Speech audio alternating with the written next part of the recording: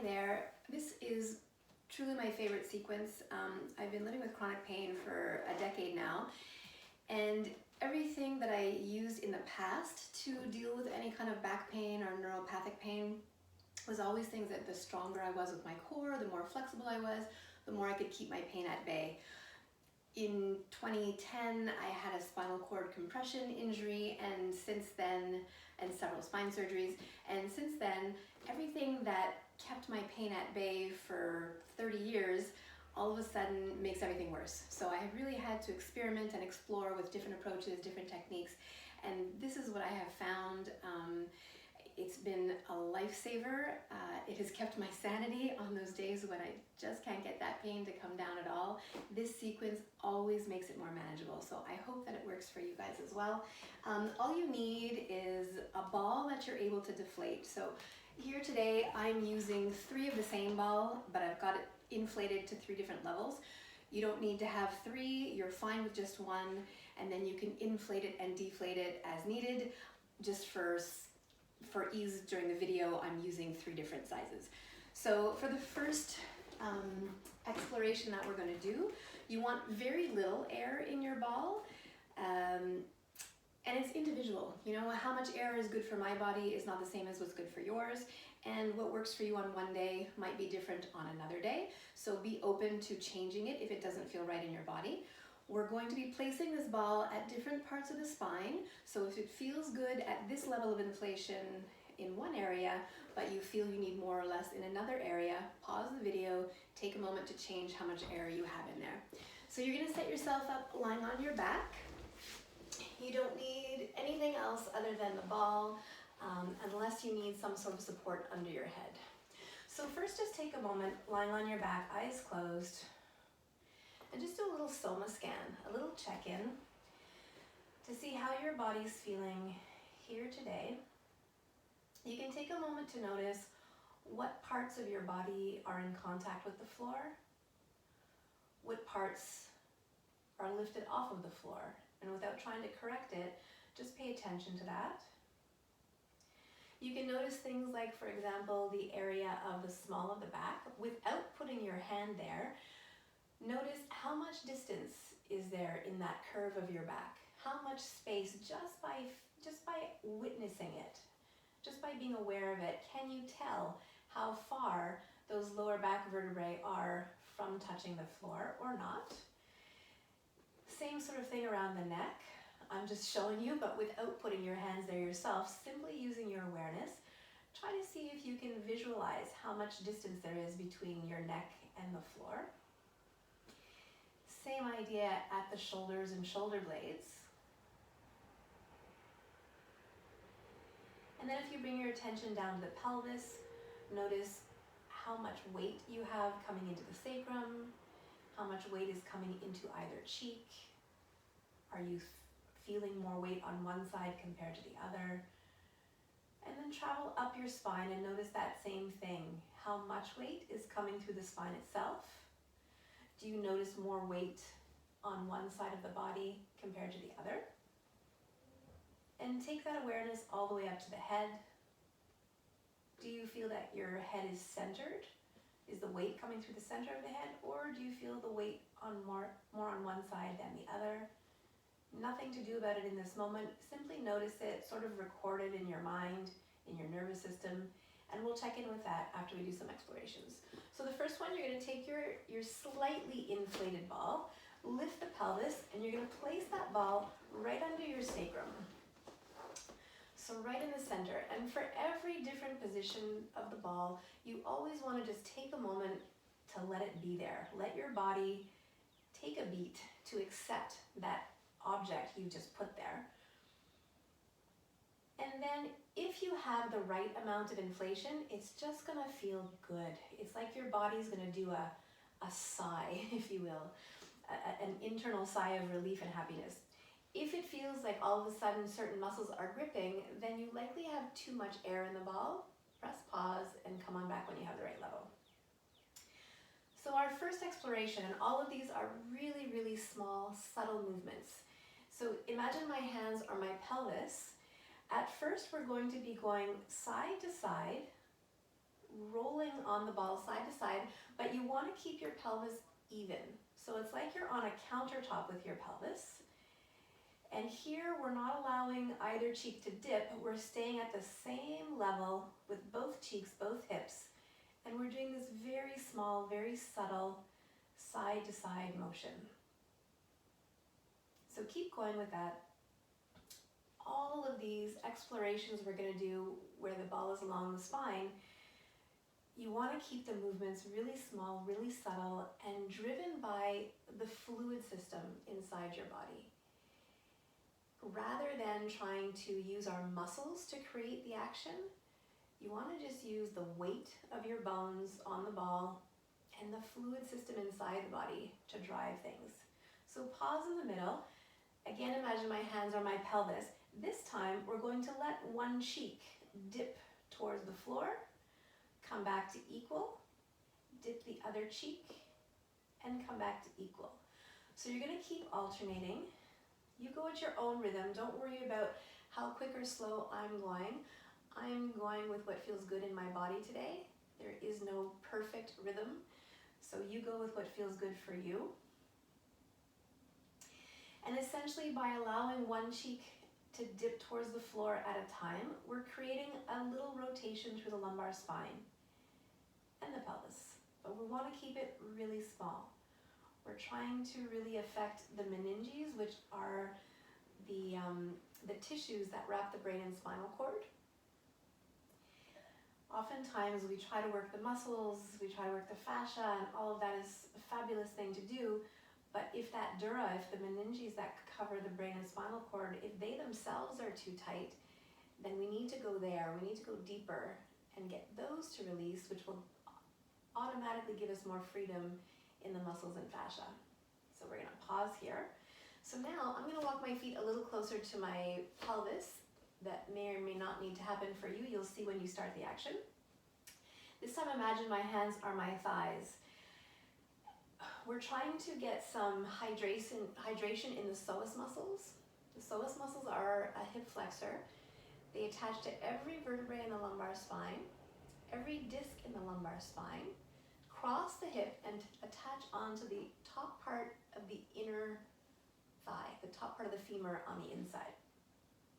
So we're trying to hydrate them. Imagine your psoas are like a piece of taffy and we've left it out on the counter and it's gotten hard and dry. We're going to use this action to hydrate it. So if my hands are my femurs, very, very small, I'm going to lengthen one femur like my knee is trying to grow longer over my toes, and I slowly come back. I'm going to alternate sides and I come back. So as you continue to alternate lengthening or reaching through one femur at a time, as you lengthen that femur, it will take one side of the pelvis with it, and we want that, but small. So one of the things that I want you to bring your awareness to is those psoas muscles.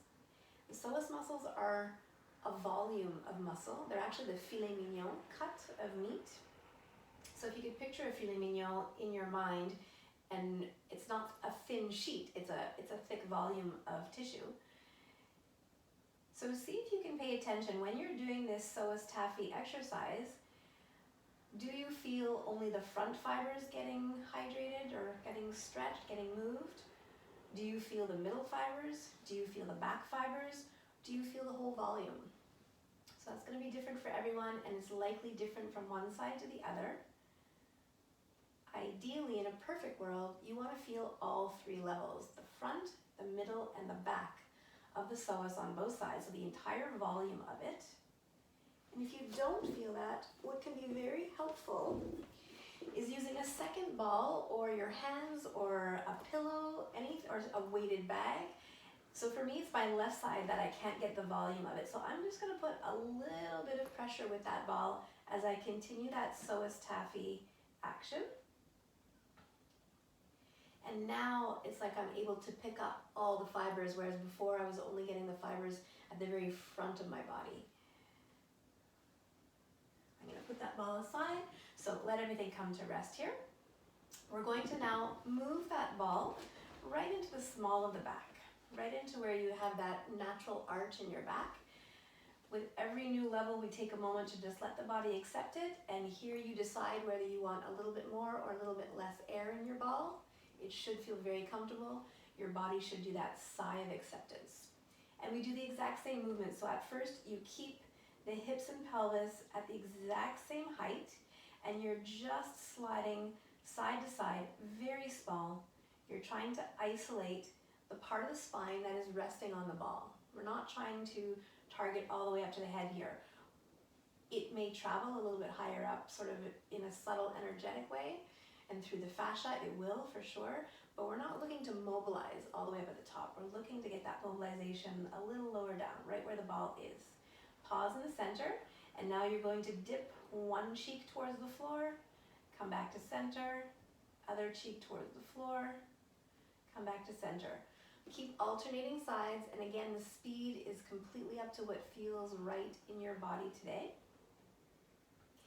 And same idea, I feel like my body's cheating a little bit on that left side, so I'm gonna just put a little bit of extra pressure with a soft ball. Gives my nervous system that feedback of where I'm trying to work for one, and it keeps the psoas in contact with my back body so that I don't get pulled into an arch as I do this, which is what happens when our psoas is dehydrated. Because it becomes like that hard, dry taffy, it tends to pull on the spine more than it needs to. And adding this little bit of pressure avoids that. So we're going to take the ball out. You can turn onto your side to place, I should go back to so you see it. Now we're going to go right around the solar plexus. So the solar plexus is where the ribs meet in the front. And we're putting the ball at that part of the back. Because now it's going to send us into a bit of an arch, you may find that you now need a little something to support the head. I actually like the extension today, so I'm not going to take the support.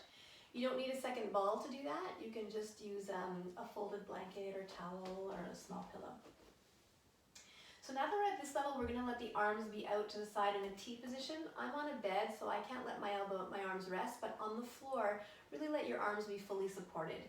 And here, you're going to do that same side to side, keeping your ribs at the same level at first.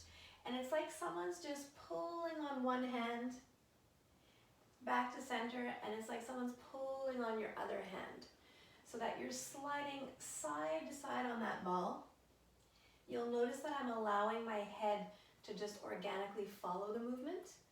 I'm not actively turning my head to look at my hands, but as I lengthen through one arm, that pattern just travels up my spine and my head naturally wants to follow. And so I let it. One last one. And then we're going to float the arms towards the ceiling. So at the pelvis, we dropped one cheek. Here we're going to use the shoulder blades to help us do that. So I'm going to lengthen one arm towards the ceiling as the opposite shoulder blade falls to the floor. That will rotate my torso.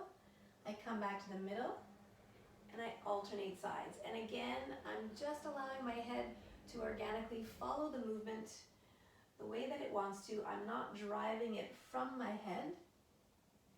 I'm initiating all of the movement through the action of my arms and shoulder blades, but really subtle.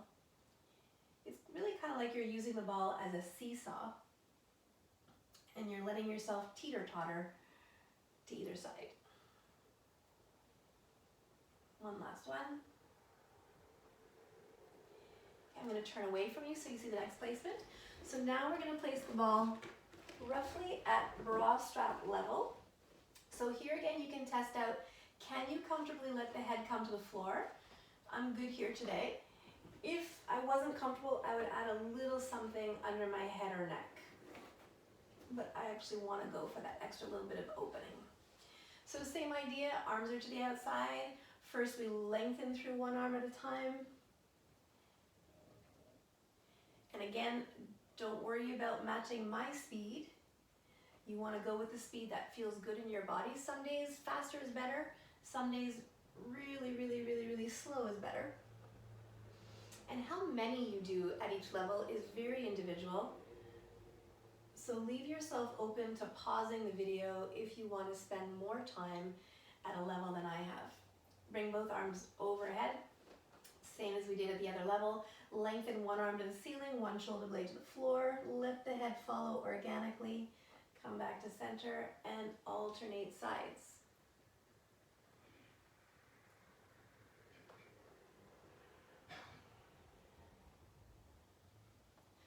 This part of the spine is sticky on almost everyone. That area of the upper thoracic spine tends to be stuck a little bit rounded in flexion because of everything in life being in front of us, because of looking down at computers, iPads, phones, desks, books, etc. So this is a really fabulous area to get mobile. We're going to do an extra pattern at this level. You're going to place your hands behind your head. I like to place third finger on third finger. I come to my neck and then I slide up towards my head until I land just under that bump at the base of the skull. And my thumbs are on either side of the neck. You want your head to rest in your hands like a pillow. So I'm not quite on the floor, I'm in a little bit of extension. And now I'm going to create a figure 8 pattern with my elbows. Try not to think about it too much. If you're too much in your cognitive brain, it won't work. So just try to find that spiral pattern. If it's not a perfect figure 8, that's fine. Do 3 or 4 in one direction, 3 or 4 in the reverse. And if at any point you want to make yourself or allow yourself to drop into a bit more or a bit less of the extension or a bit more or less of the flexion, you can play with that. And then just settle in the center, keeping the head here. Just do that little slide side to side. And then allow really traction through the base of the skull. Allow the head to come down. You can take the ball out of there. Now you're going to take 2 sides of your ball and do this and place it in that arch of your neck. So it should be quite comfortable for the head. If it's not, take a moment to change how much air you have in there. Eyes closed, especially when we're working at the head and neck, because the muscles of the eyes have a reflex loop with the muscles at the base of the skull. So we want the eyes closed. That can help us to release those muscles. So you're slowly just going to allow the head to fall side to side in a little rotation pattern. But rather than using your muscles to drive that action, again, you're going to imagine that your ball is a teeter-totter and you're just letting your head fall or spill over to either side just by the weight of the head getting a little heavier on one side compared to the other. Pause in the center, keeping the eyes closed, little nods up and down like you're saying yes. Keep them really, really tiny.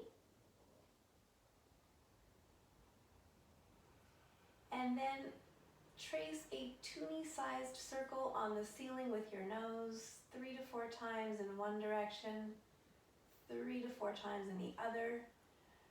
And again, what speed you go at is whatever works for your body today. Pause in the center.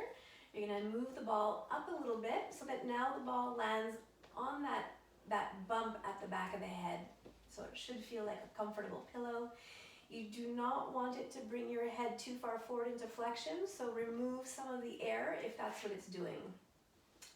Eyes closed, and we repeat the exact same patterns. So first you teeter-totter your head, allowing it to fall to either side. Always pause for a brief moment back in the middle. And you're just allowing the weight of the head to drive the action, as opposed to your muscles contracting, tightening, or gripping to create the action. One more time. Pause in the middle. Gentle nods like you're saying yes. Keep it really small. You're trying to isolate the movement of the head on that first vertebrae, as opposed to trying to move the entire neck. And then still trying to isolate the movement of the head on the first vertebrae. Small little circles, tracing a toonie-sized circle on the ceiling with your nose, 3 or 4 times in one direction, 3 or 4 times in the opposite direction. Pause in the center. remove your ball, and for a moment just do a brief soma scan. So you're just gonna remove the balls, eyes closed, and just check in and see how do you feel now compared to the beginning. I'll keep it brief on camera, but if you want to spend more time with this soma scan, which I highly recommend, just press pause and take your time to really check in with all the same places you had at the beginning and notice any changes. So next we're going to turn on to our side. I think I lost one of the balls, so I'm just going to grab that. We're still going to use it quite deflated. The first spot we're going to do, at the side of the hip, slightly below the waist, there's a bone that sticks out a little bit. This is the greater trochanter of the femur. You're going to place the ball there, and then you're going to come onto your side so that you're lying with the weight through that bump, through that greater trochanter. You can have your hand in front of you for balance. Both knees bent at about 90 degrees. So very similar to what we did on the back, we're creating really small movements. I'm spilling my weight forward and spilling my weight slightly back. And I'm trying to drive that action from the pelvis more than from my upper body, so that you're isolating this little rotation through the pelvis and lower back. And keep it really, really small, really fluid. Really try to tap into that fluid system that's inside the body. We're about 75% water, which we forget when we're trying to muscle everything out, but even our muscles are filled with a lot of water. Pause in the middle here. Now, it's like you're doing a really baby cat-cow, so you're going to curl to round through the pelvis and lower back a little bit, and then slightly extend through the pelvis and lower back a little bit, but really, really, really tiny. I say the lower back, but for this one, we should almost keep it to just the sacrum. So you're really isolating low down in the pelvis, tiny little curl, tiny little arch, and then we're going to climb up a little bit with that ball. So now you're going to place the ball at the side of the pelvis on the muscular part of the side of the pelvis. We do the exact same patterns. So slightly forward with the pelvis, slightly back. If you find it very tempting to drive the movement from your torso, what you can do, as long as you keep it subtle, is to think of sliding your top leg a little bit forward, sliding your top leg a little bit back, but just make sure that you're not gripping or contracting your muscles to do that, but rather you're allowing the weight of the femur to pull you forward and the weight of the femur to pull you back. And then tiny little cat-cow, tiny little curls and arches. So you're climbing up just a wee bit higher in the pelvis here. One more time. Now we're going to place the ball right at the waist. Oh, I love the feeling when it's here. So now we're trying to drive the action from above the pelvis, from that waist area. I'm just putting my hand to show you, but you can keep your hand here. So I'm spilling my weight forward through the waist area, spilling my weight back through the waist area. Keep it subtle, keep it small. Although we're allowing the resonance of the movement to travel up and down through the whole body, our target area where we're really trying to put our focus and our movement is just those few vertebrae that are being supported by the ball. One more time, back and forth. Pause here, and now we're creating that little baby cat-cow at this level now. So now you are trying to curl and arch through the lumbar spine. And notice how that feels a little bit different than when we were only curling and arching through the sacrum. Try to avoid the upper body participating in that curl and arch and really isolate that lower part. And then we're going to move up to the lower rib cage. I have a very short torso, so for some of you out there, for most of you out there, you may need an extra couple of ball placements compared to me. I get through my torso quite quickly because it's very short. So now we're on the lower ribs, so you want to drive the action. Again, I'm just using my hand to show you, but I'm driving that little rotation from the lower rib cage, a little bit forward, a little bit back, keeping it super subtle, Really gentle, really flowing. Think sliding, gliding bones. And try to feel that swoosh of the fluids inside your body as though you're this water balloon. And when you tip the balloon one way, the water follows. When you tip the balloon the other way, the water follows. And try to tap into that sensation inside your body, that fluid mechanism that actually drives everything else. Pause in the center, and now, this is a tricky one, it's a bit of a brain teaser. See if you can figure out how to cat and cow through that lower rib cage. So now you're in the lower thoracic part of your spine. See if you can isolate that little round and arch, that curl and arch, into that lower thoracic area, not allowing the lumbar spine, the sacrum, or the upper back to participate. Sometimes it takes a few repetitions before you get it. So now we're going to the middle rib cage. Same thing. Slightly roll forward, slightly roll back. But as we climb up these levels, try to notice, how does it feel differently when all of a sudden you're targeting a few different segments. We're climbing up the spine, maybe, I don't know, roughly 4 segments at a time. And it can feel very different when you just go one level higher. Pause in the center. Here again, it becomes quite challenging. Right around the sternum, you're gonna curl round and arch. See if you can figure out how to use only the part of the rib cage and the spine that is resting on the ball to create that action and avoid the rest of the spine participating. Try to get that isolated action. Last position is at the upper rib, so you're going to get that ball right up into the armpit. Snuggle it up there as much as you can. And now really think of the shoulder blades and sternum and clavicles rolling you forward, rolling you back. A few times in both directions. I notice as I'm doing it myself that I'm rolling forward quite a bit more than I'm rolling back. I don't know if it's because I'm trying to talk to you guys and you're in front of me or what it is, but because we're already so much forward in life, see if you can match the roll back with how much you roll forward. Pause in the center. This one's really tough. See if you can isolate the cat-cow at this upper few levels. We often are quite sticky at this level, at these levels. So take your time with it and really try to isolate. I'm sure it doesn't look like much on camera because my action here is quite small, but it feels really, really good. Okay, we're going to take that ball away.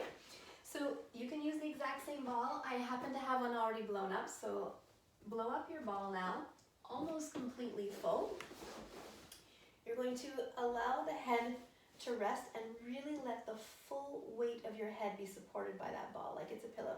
And have your ball more towards your forehead than it is centered, because we're going to be moving the head. So keeping the weight of the head on the ball, I'm going to let the weight roll the ball and head until my forehead comes to rest. And I come back to center. So try that on your own a few times. Noticing that if you're using your muscles to create the action, it will feel a little bit compressed, tight, and not so free in the neck. Whereas if you're able to really surrender the weight of your head into the ball, and again, think of it almost like a teeter-totter, and you're just allowing the weight change of your head to create the rolling, it's an entirely different experience and a true sense of lengthening, opening, and freedom in that upper part of the neck, base of the skull area that's so challenging for most of us. Keep your forehead facing down now, and really tiny nods of the head like you're saying yes. Continuing to really surrender the weight of the head into the ball. And then really tiny circles, toonie-sized circles, 3 or 4 in one direction, 3 or 4 in the other. 0 muscular effort, think fluid, think heavy bones, think sliding, gliding bones. And come on back to the side. You can remove that ball and take your time to turn on to the other side. I'm going to stay facing the camera. You guys do what's best for you. So we're going back to quite deflated ball. So our first position is that bone that sticks out at the side of the hip a little bit lower than the pelvis.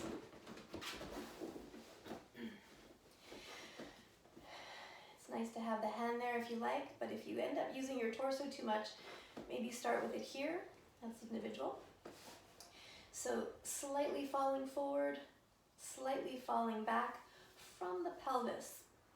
You might find that it's easier for you if you initiate the action through your femurs, through your leg bones. We're trying to keep that action really low down at first. And then pause here and really baby curl and arch, a little baby cat-cow. You're trying to curl through the tailbone, through that sacrum. And for this first level, you don't even want it to go into the lumbar spine yet. Yes, fascially, energetically, it's going to be traveling up there, no question, even through the dura as well. But the actual bones of the lumbar spine, let's not let them participate yet. Okay, we're going to move up a little bit higher. So now you're placing it right at the side of the pelvis. So on the muscles at the side of the buttock. Same thing. So you can think of lengthening through one femur and then drawing that femur back. Now we're starting to climb up into the lower lumbars a little bit. Maybe L4, L5 are starting to participate in this little rocking motion. Think of it very much as our berceau.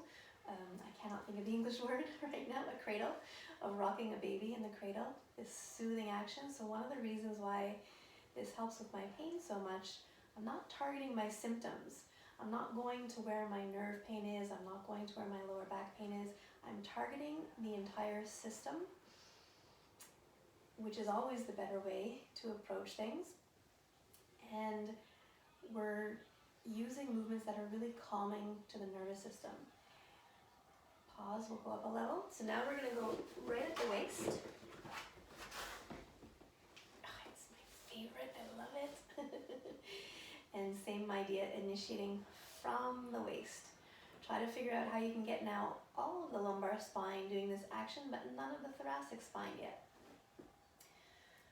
So I was saying with the nervous system, yes, so if we manage to get into our parasympathetic nervous system, automatically there's a global relaxation of our muscular tone in general.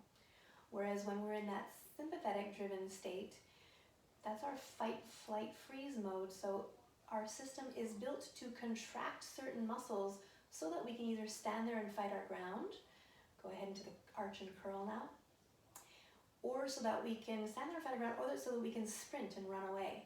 So a lot of our bigger muscles fire through the nervous system, not because we're trying to do an exercise. So sometimes when we try to release those muscles without targeting it at a deeper level of the nervous system, we don't succeed, because it's not that we're consciously trying to contract those muscles. We're subconsciously, they are being told to contract through our nervous system state. Hopefully that made sense. We're going to climb up now to the lower rib cage. I'll do a post on the nervous systems while I'm not moving, and it'll make a lot more sense. So from the lower rib cage, I'm just using my hand here to show you, although it is nice feedback for the nervous system. If you're having trouble isolating the area where the ball is, then putting a hand there can be nice as a little guide, as a little reminder. And then that little curl and arch through that part of the spine.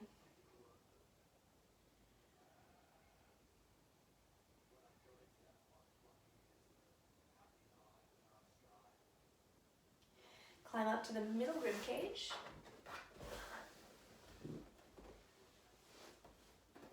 Same idea, slightly forward, slightly back, un petit berceau, a little rocking of the cradle. So I just noticed that for the camera's purpose, I've been coming up to change the position of the ball. But for those of you who are dealing with a significant level of pain, just that action might irritate you a little bit. So what you can do instead is roll a little bit towards your back, move the ball to the next level, and turn back onto it.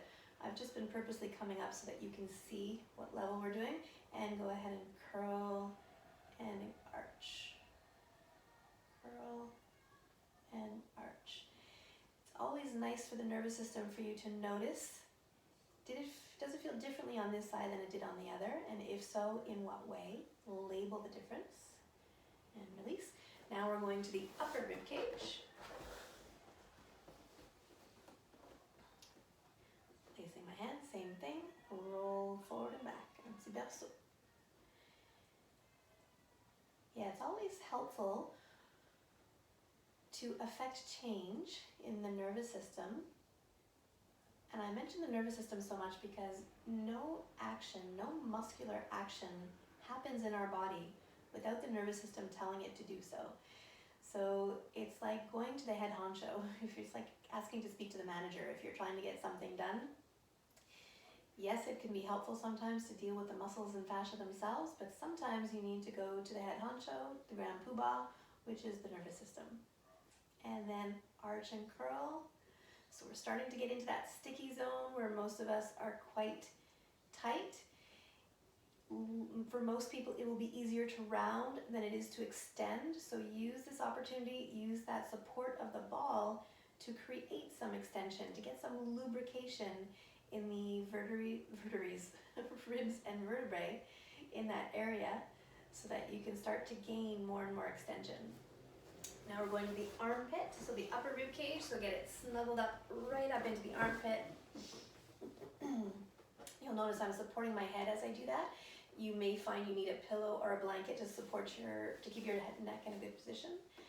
And now you're going through the tiny little action of the shoulders and shoulder blades to get that movement at the very top of the thoracic spine. Again, we tend to be quite sticky through here. So take your time with it. Try to drive it through the fluid system from the inside rather than trying to drive it from the outside. It'll look the same, but it'll feel very different.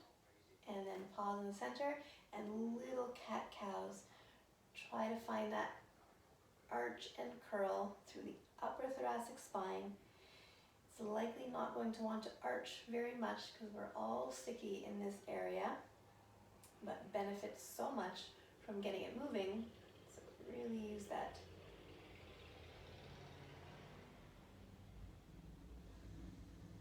Okay, we'll take that out of there. So now take a moment to blow up your ball if you don't have a second ball to use. We stay on our side, let the head be fully supported by the ball. Just get the arm out of the way. And you're gonna have the ball slightly more towards your forehead.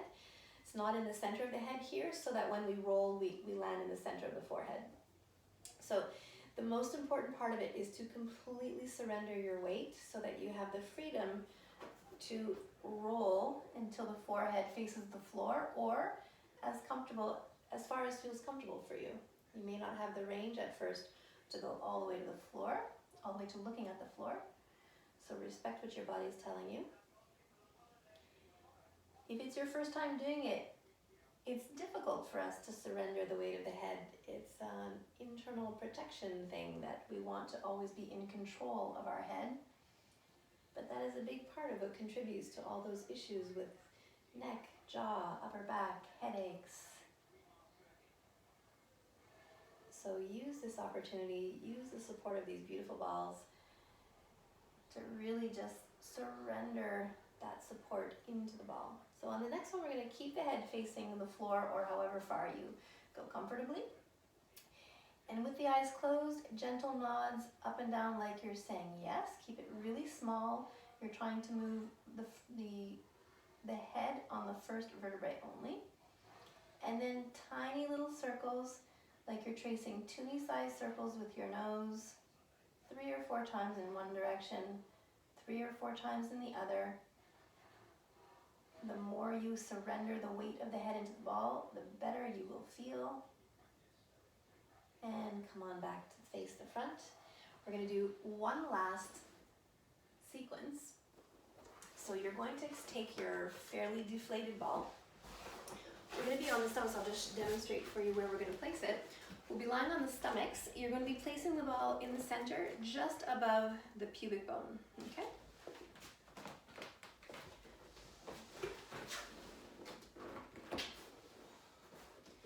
So make sure you can see me. So you can place one hand on the other with your forehead on your hands, or one fist on the other with your forehead, whatever works for you. I'm going to turn my head towards you so you can hear me, but best that you not do that at home. It's better to keep the head down. So first take a moment to just allow the body to accept the ball. For those of you who have tension in the abdominals or the psoas muscles, it might feel a little uncomfortable at first. So take a few breaths here and see if it releases and accepts the ball after a few breaths. If not, if you feel like it's creating tension, pause the video and take a moment to release some of the air out of the ball. And over time, you can start adding a little bit more if that feels like it's available to you. So then we're going to shake the tail side to side like you're a dog wagging its tail. And just use that to allow the tissues to soften around the ball a little bit. Pause in the center. Take a moment to get your inner thighs close to each other. If you can do it without it creating too much effort, you want the inner thighs to be kissing. In my case, if I bring them that close, I'm using too much muscular effort, so I'm going to allow them to be slightly separated. With loose feet, floppy feet, you're just going to bend at the knee, bringing the heel towards the bum and lengthening, alternating sides. How far you bring your heel to your bum depends on how much you're able to keep the pelvis still. For some of you, when you start to bring the heel towards the bum, you're going to notice that the pelvis hikes up towards the ceiling like that. You want to avoid that. So if that's happening, you just pause the moment before the pelvis pikes. And as you continue to repeat this action, it will start to loosen up and you'll see that you're able to get the heel closer and closer to the bum as time goes on. Okay, so now we're going to keep one leg bent at 90 degrees and we're going to windshield wiper that leg, allowing the lower leg to fall in and out. And the key is that the pelvis does not follow. We're trying to isolate that action of rotating the hip in its socket. That's the coxofemoral joint, the hip joint, and we're trying to lubricate it as well as release all of the muscles that attach to that femur, upper femur area. So the psoas muscle, the hip rotators, and let that leg release. Same thing other side. So bend the knee to about 90 degrees and then windshield wiper the leg in and out. Put your attention, put your awareness on that coxofemoral joint, that ball and socket joint of the hip, and see if you can appreciate how this action helps to lubricate that joint and how the muscles that attach to it or that are passing by it, the psoas, the iliacus, the hip rotators, notice how they start to soften a little bit and release it. Make sure you can see my feet, so I'm going to move up a little bit. You can tell. Okay. So now with one leg at a time, you're going to press into the top of the foot to float the knee slightly off the ground and let the knee come back down, alternating sides. So pressing into the tops of the foot, the knee floats off and comes back down. It's a very, very small hip extension. Keep going. So you're going to feel a little bit of opening or lengthening at the front of the hip, maybe in the lower abdomen. Now you're going to curl the toes under of both feet and one leg at a time, reach through the heel to float the knee off. So it's the same action, but you're getting a little bit more hip extension here. So you're going to feel it a little bit more across the front of the hip.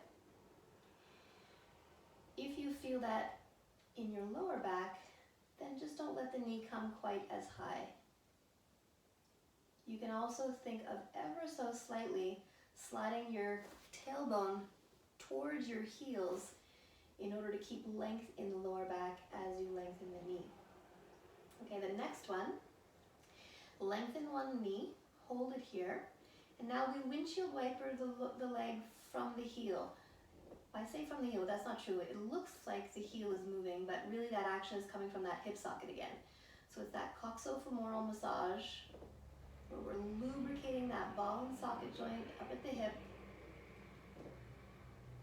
and releasing the psoas, the adductors, the abductors, the hip rotators, pelvic floor, and release that one. Same thing other side. So toes are tucked under, lengthen to float the knee off, and then windshield wiper that leg. From the outside it looks like it's the heel that's moving, and it is, but it's moving because of the rotation action up at the coxofemoral joint. So get that ball and socket rolling.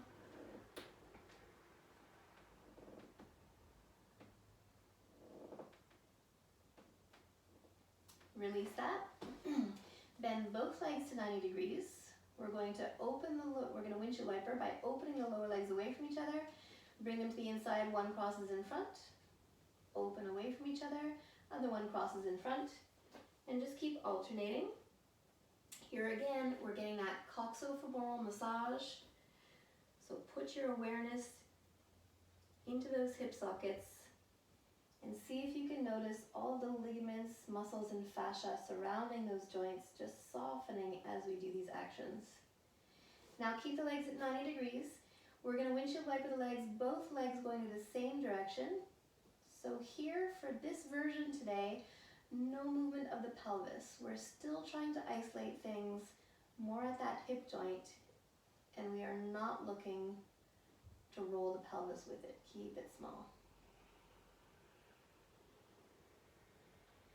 Release both legs, remove the ball, and do a little soma scan here. So let your head come to rest, let everything come to rest.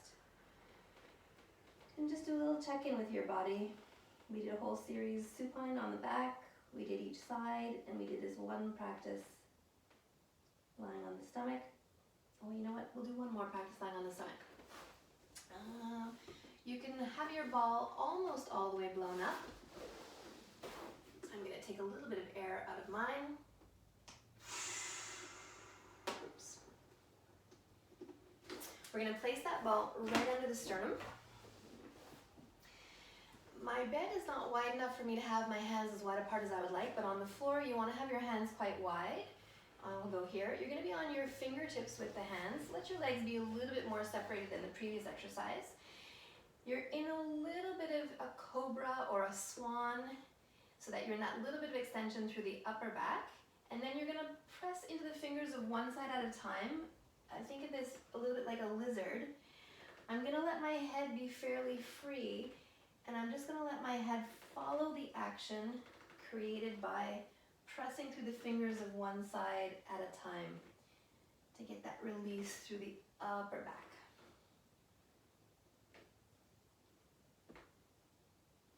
And pause in the center, remove that ball, place your hands around the lower rib cage. I'm going to actually bring myself forward. Bring yourself up onto the hands and knees, and then slowly sit the bum back. You can place a ball under the abdomen, one fist on the other, forehead on the fists, or if you comfortably reach the floor, you can go ahead with the forehead right on the floor. We're going to stay here for 3 breaths. I like having the ball at the abdomen or a pillow or blanket there, so that when we breathe, we're not able to fill the belly, and so all the breath goes into the lower back.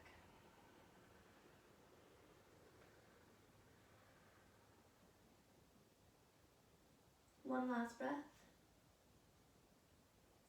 And then to come out of child's pose, there's always 2 options. I'll show you first and then choose which one feels better in your body. For both versions, the hands come to the lower ribs.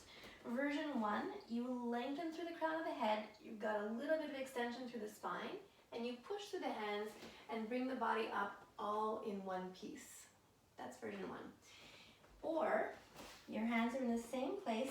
This time you initiate from the tail, you curl the tail under, still using your hands.